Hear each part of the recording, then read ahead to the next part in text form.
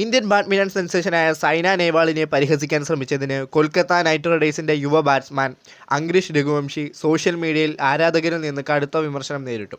Hello guys, എല്ലാവർക്കും make സ്റ്റുഡിയോയിലേക്ക് സ്വാഗതം. 2024 IPL അരങ്ങേറ്റത്തെക്കുറിച്ച് താരം കൊൽക്കത്തയ്ക്ക് വേണ്ടി 10 ഇന്നിംഗ്സുകളിൽ 155.24 സ്ട്രൈക്ക് റേറ്റിൽ 163 റൺസ് നേടിയിട്ടുണ്ട്.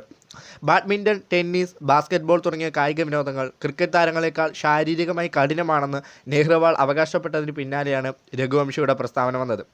എല്ലാവർക്കും സൈന എന്താണ് ചെയ്യുന്നത് എന്നറിയണം. എന്താണ് ഗുസ്തിക്കാരും ബോക്സർമാരും ചെയ്യുന്നത്, എന്താണ് നീരജ് ചോപ്ര ചെയ്യുന്നത്, എല്ലാവർക്കും ഈ കായിക താരങ്ങളെ അറിയാം. കാരണം ഞങ്ങൾ സ്ഥിരതയാർന്ന പ്രകടനം കാഴ്ചവെക്കുന്നുണ്ട്.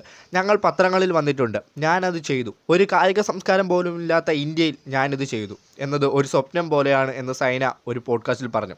ചിലപ്പോഴൊക്കെ ക്രിക്കറ്റ് എല്ലാവരുടെയും ശ്രദ്ധ നേടുന്നതിൽ എനിക്ക് വിഷമം തോന്നുന്നു. ബാഡ്മിൻ്റൺ, ബാസ്കറ്റ്ബോൾ, ടെന്നീസ് കൂടാതെ മറ്റ് കായിക ഇനങ്ങൾ ശാരീരികമായി വളരെ ബുദ്ധിമുട്ടുണ്ടാക്കുന്നതാണ്.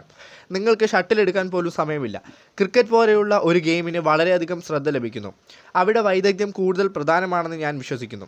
ഇതിനെതിരെ രൂക്ഷമായ ഭാഷയിലാണ് രഘുവംശി പ്രതികരിച്ചത്. ബുംറ അവളുടെ തലയിൽ ഒരു ബോൾ എറിയുമ്പോൾ അവൾ എങ്ങനെ പോകുന്നു എന്ന് നോക്കാം. KKR താരം പിന്നീട് പോസ്റ്റ് ഡിലീറ്റ് ചെയ്തു സൈനയോട് മാപ്പ് ചോദിച്ചു. ഞാൻ തമാശയായിട്ടാണ് പറഞ്ഞതെന്നാണ് രഘുവംശി ഇതിനെക്കുറിച്ച് പിന്നീട് പറഞ്ഞത്. നന്ദി, നമസ്കാരം.